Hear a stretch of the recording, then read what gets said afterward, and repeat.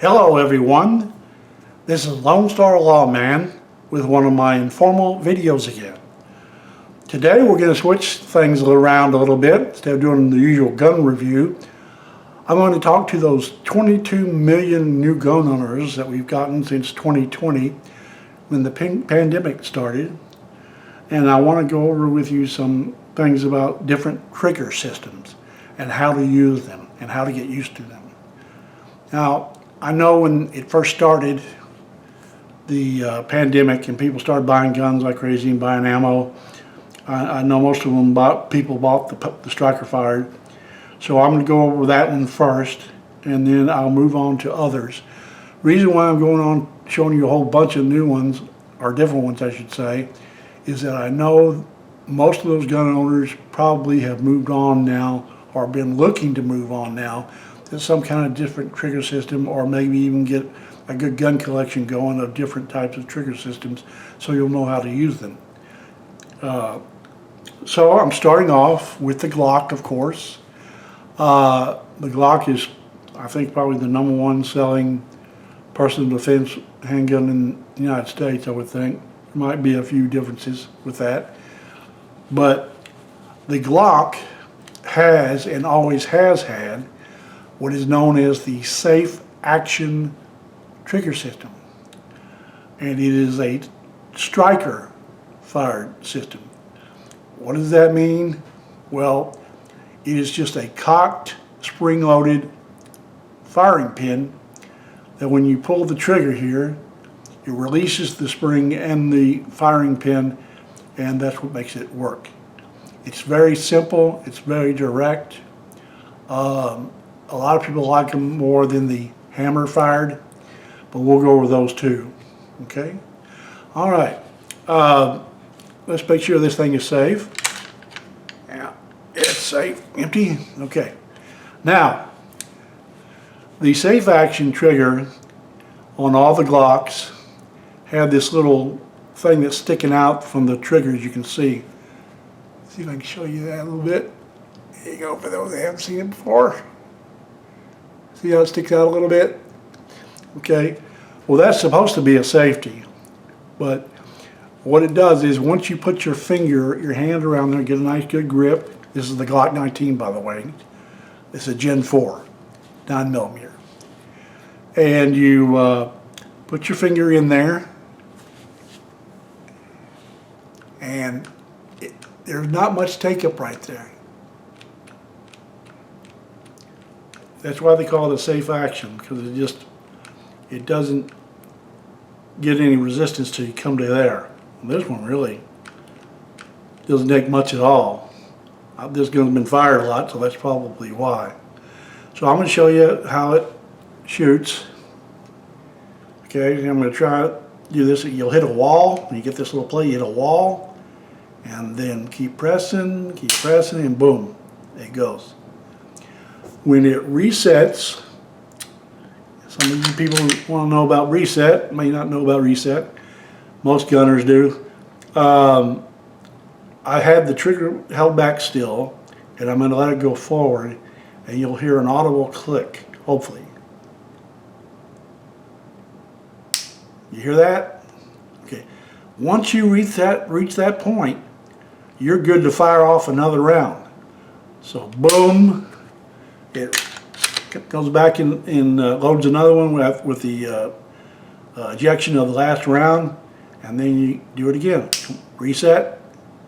That's why Glocks are so good. They have that short recess, and they're easy to shoot.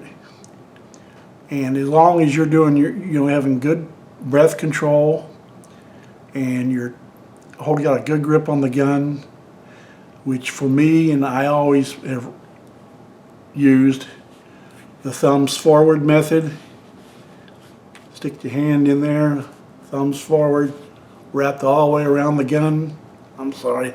I'm still trying to get used to this new camera setup, folks, the way I do it now.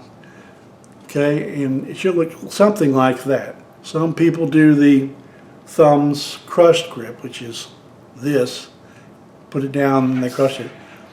A lot of people do that with some pistols that like 1911s, but I just like it like this. I think it's real comfortable. Okay? All right. That's how the Glock works. And we'll go to the next one. Okay. Another type of pistol that is on the market, it's pretty unique in its kind, is the Car P9. And it is, they call it a double action only, but what it is, it's a striker fired pistol with a very long take up and then a crisp break, which I'll demonstrate here. First, let's make sure it's clear. It's clear and safe. Okay. All right. Just get a hold of it and then start moving it back there. It's really not that bad. Look at that. That wasn't bad at all. Do it again. I'll just pull the trigger again. A little bit of a long take up, which some people don't like, but I think it's a pretty good to have for safety reasons myself. Okay. Now, let me do this again. I'm sorry, I'm going to shoot again and do a reset. Okay. I'm pulling the trigger back. I've just fired the gun. Okay, we're going to let it go forward, and this is a long reset, folks. There you go.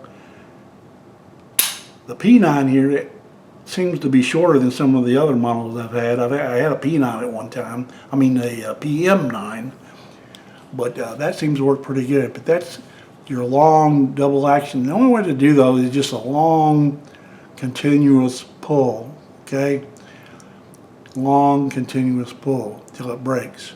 Okay. All right, let's move on to the next trigger system. Let's get this out of the way. All right. I'm bringing out the big guns here. All right, here we go. 1911 A1, one of the most famous pistols in history. This particular model that I featured in one of my other videos is the TSOS USMC. I went ahead and changed the grips again. I kind of like these stag grips on here.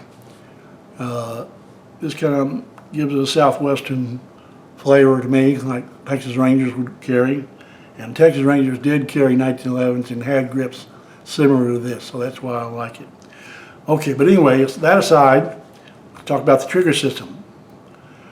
This is known as a single action trigger, which means that there's only one thing you have to do to make it go off, okay, as far as the action goes. The trigger is cocked. First of all, let's show you that it's safe. It is safe. Put the safety up. This is condition 1, the way you carry it. If there's a round in the chamber and this safety is locked, that is how the best way, I believe, in my opinion, to carry it. Because it's very difficult to, not terribly difficult, you can get really good at it. I know the Israeli Defense Forces, they train their troops to draw a rack and then fire. They like to carry on an empty chamber, which is, I believe, is called condition 3, if I'm not mistaken. But they don't shoot 1911s. I think they shoot a Jericho. I'm not sure. Called a Jericho. But anyway, this is a single action pistol. So once I've racked around and I got the safety on and it's time to go to business, what you do is when you're drawing this gun from concealment, and all my teaching here is for concealed carry holders most of the time. Once you draw it from the holster, you leave it in condition 1 is what this is called. Safety on, round in the chamber, full magazine. Okay. Once you've got this like this, as you're drawing and you're starting to level the gun on the target, that as you do that, you should have your thumb on the safety. Once you have achieved target acquisition and lined up on target, you wipe the safety clean off, and then you can fire. Okay. Now let's try the reset on. Let's try that reset on that. Okay, we fire. Okay. Wait till you hear this reset. This is a World War II replica GI spec, and listen to the reset. It's incredible. You hear that? Just barely moved. Do it again. All right. There it is, and there it goes. Okay. Now, this particular 1911 has a safety on the left side, which is obviously for right-handed shooters. On this side of the gun, there is no safety. There are many 1911s that are made with ambidextrous safeties. So if you're a left-hander, you would be able to click on and off the safety switch, okay, if you needed to. All right, that's how the single action works. This type of shooting mechanism is pretty much contained to 1911s for the most part. However, there are brands that like CZ where you can do either or, like the CZ75, where they have a double action type design, but they have a single action type safety where if you were cocking it from double action to single action, you can lock it, uncock it, and leave it in condition 1. Also, the Browning High Power. The Browning High Power and the Springfield Armory and the Gerson, and I have a Springfield Armory if you've watched my videos, and that has a very good safety, even better than this one right here on this particular gun. And it's a single action, works exactly the same way. The nice thing about having a single action, if you get good with it and practice with it, they just get on target really good, because you don't have a long trigger pull, and you have a very short reset, which means you should be able to be on target pretty well, as long as you're doing everything else right. Lining up the sights, breath control, things like that, and your grip is good, of course. All right, let's move on. All right. Now we come to the double action, single action pistol. This is the SIG P229 Generation 2 SAS, SAS, anti-snag, SIG anti-snag, I believe is what that stands for. I've told y'all about this one in one of my videos, and it's a great gun. But anyway, we're talking about triggers today. All right, this is a double action, single action, and as you can see, the trigger is way out here. What's nice about this one, it has a short reset system, and I'll show you that here in a second. If you decide to get it, this is one of the old classic SIGs, okay? The P320 and the 365 are not like this at all. This is the old classic SIG, which is the P226, the Mark 25, which is the military version of the P226, and some others, okay? The P229 is the one I like because I thought it was small enough for concealed carry. Okay, so what you get, let's make sure it's clear. Also on in. Okay, it's clear. Okay, let me decock it first before I teach you all that. Okay. All right, now this particular pistol is double to single, like I said, and you have to get a first shot off with it completely loaded, one in the chamber, and a full magazine in there, or partial magazine. The only way you're going to get a round off on the first shot, unless you cock the hammer, is this. It's double action, about a 12-pound double action pull, pretty heavy. And the way to do this, let me tell you, the way I've been taught, don't stage it or anything like that.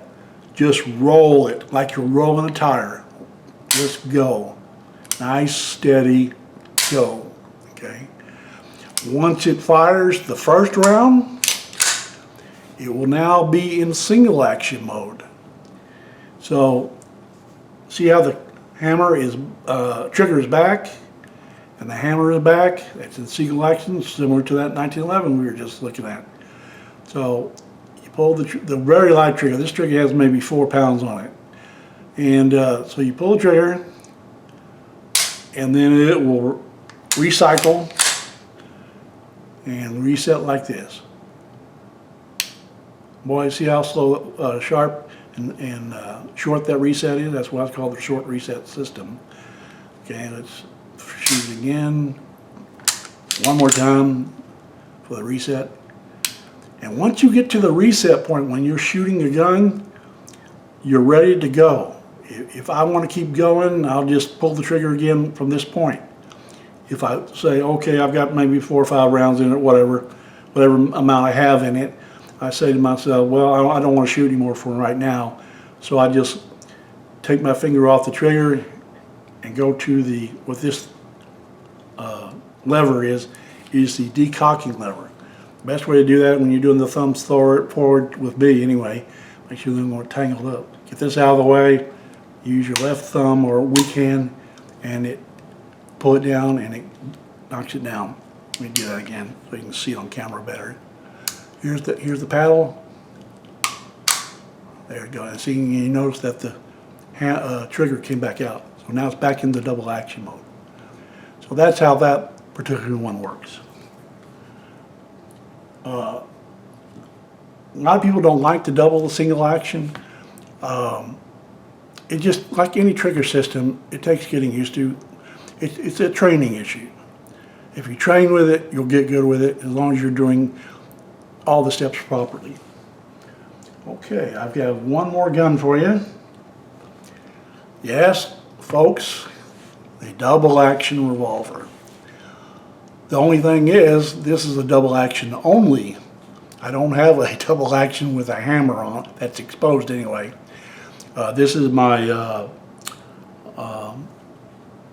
model 640, and it's a 357 Magnum. The grips on here are not the original. I put the Crimson Trace. There is a laser on it. Now, we won't even talk about the laser today because that's not what we're talking about today.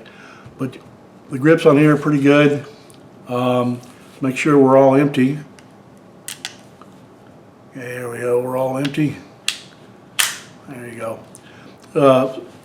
One just kind of tidbit is that the cylinder rotates to the left on Smith & Wessons, and then it rotates to the right on Colts. A lot of new folks may not know that, but that's just always the way they've been made. Okay, now, same principle I was telling you a few minutes ago about rolling the trigger, okay? You sit there and you put your finger on there good. Now, this is going to be quite a hard pull, but like the one on the SIG I showed you a minute ago. But let's try it. Not bad though. See, you just roll with it. Just roll it. Put 2 hands on it. Let me show you that a little bit. Just roll it. Some folks have a little trouble with doing the double action. Interesting thing I can tell you, when I was a cop, when I first got hired all the way back in 1987 here in Texas, is one of the tests I had to do is I had to take a double action revolver, an empty one of course, in the sergeant's office, the recruiting sergeant, and he made me hold it out to the side and shoot it 6 times to show that I had enough strength in my hand to pull the trigger. And I had to do that with my left hand too. Some folks came in and couldn't do that, the sergeant told me, and he said some small men and some ladies came in and were not able to do it, and he just told them to do some good strength exercises at home to where they could do it. They finally got it and came back. But yeah, that was an interesting test. I thought that was interesting. I never thought that was necessary, but yeah, I guess it is. Yeah, if you can't pull the trigger on the gun, then you can't be a cop, that's for sure. Okay, or protect yourself as a civilian. Okay, so that's how that one works, okay? That is the last of the guns I have that are different actions. I can't think of any other ones right now that you might run into. But the whole key to everything in that is when you go to a different trigger system, just practice. Practice doing it. If you have any trouble, ask a range master or whatever on how to master the gun. Do some online reading. Oh, get you some snap caps. You know what snap caps are? They're these little metallic or plastic imitation bullets. They're not real bullets. And you put them in your gun, and number one, it helps with your save your firing pin from getting damaged too much or used too much. And you can practice dry firing at home. I cannot emphasize the value of dry firing at home, which is loading your gun with these, if you don't have to have bullets in them, or snap caps I should say, you can do it dry with nothing in it, like I just did just now with this gun. But you want to, like, you know, put it on the wall, you make sure there's no bullets in the room, anything like that, make sure it's completely unloaded, and just practice that dry firing. That'll get you used to the trigger, and you'll do better on the range. In fact, I do that every morning before I strap on. I make sure my gun is unloaded, get out of the room, and I do a little dry firing for a few minutes, just so I will be used to the trigger system. Now that's really important because some people like to rotate what they carry. Concealed carry holders, many people like to rotate their guns in and out. A lot of firearms trainers will say that's a no-no. They say you need to stick with one gun, one trigger system. Well, I can understand that to a point if you're a novice. However, if you've been doing this for many, many years or many, many weeks, what I would suggest, if you have several collection of guns and you want to carry the one every day that's different. If you want to change, say I'm carrying this one today, and tomorrow I want to carry the 1911. Okay, I'll dry fire with this and kind of get used to that. But I've been in this so many years. The moment I put that gun in my holster, I know what to do. But if you want to rotate, some people rotate as much as wait for 3 months, 6 months, something like that. I think 3 months is not bad, as long as you're doing what you're supposed to do as training. But the main thing is stay trained. So folks, stay safe out there. Keep your guns locked away, or where you can lock them away and get to them easily, like a biometric safe with your fingerprint or something like that. You can get to a biometric safe in as long as I just did that and open. So that's my little safety briefing for y'all for today. Okay, I know this was a little different video than what I usually do, but I kind of wanted to go over that because I know a lot of folks are buying guns and like crazy, and buying different types of guns and becoming a collector like me and you, many of you out there. So this is Lone Star Lawman saying so long from Texas, and I will see you in the next video. So long.